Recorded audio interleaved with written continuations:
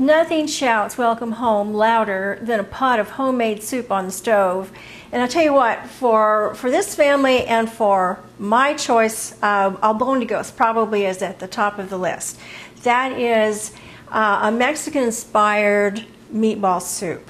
Now, we already have some wonderful bone broth that's been going. It's rich, it's full of flavor, it's hot, and we're going to strain that broth into this pot. Now, this is not your usual soup making pot, but it's my usual soup making pot for this reason. It is a broad but shallow pot that will cook up a pot of soup much quicker than the big usual soup pot will.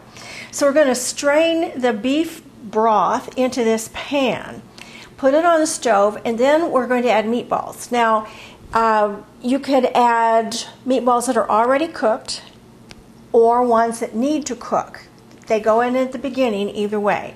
If you are putting raw meatballs into this broth, then you want to be sure to simmer the broth with a lid on until those meatballs are thoroughly cooked.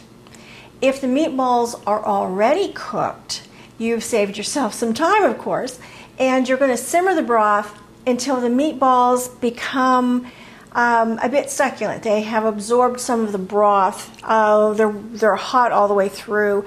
And then you begin adding your vegetables. Now, the key with Albondigas, in my opinion, is to add those vegetables first that are going to take the longest time to cook. And of course, in this case, we're talking potatoes.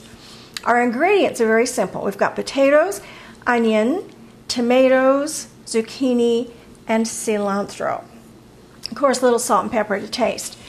We are going to, the potatoes are already scrubbed, so I'm going to dice the potatoes, and I'm going to dice onion, and I'm going to put them in the broth to simmer with the meatballs. And while they are simmering, now this will be like 1.5 inch dice. You're going to, if you follow my way of doing it, which I copied from Eugenia, you're going to cut these into cubes that are like a little bit smaller than just bite size. So you've got some kind of big chunky pieces of vegetable in your broth.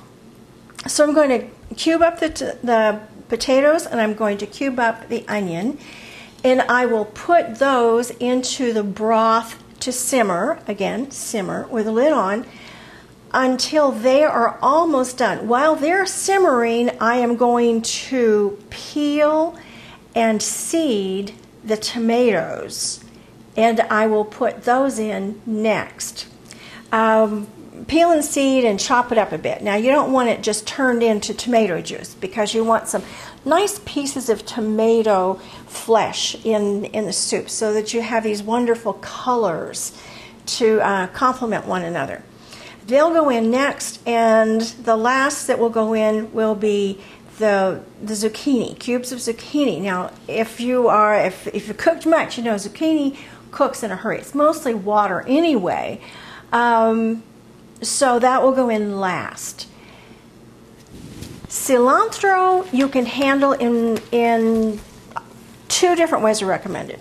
One is, I'm going to take this whole bundle, and I'm going to take one of the little stems, I'm going to kind of tie the bundle together, and I'm going to lay it in the top of the soup pot and push it down into the soup. Turn the heat off. This is after everything's cooked. Turn the heat off, put the lid back on, and I'm going to let this cilantro steam for about 10 to 15 minutes. Allowing the flavors, those oils that are in those leaves, that wonderful chelating property that's part of cilantro, will go down into the soup itself. Before I serve it, I'm going to pull the cilantro out. The only reason for doing that is we have a picky eater in this family who thinks nothing green should be floating in his soup.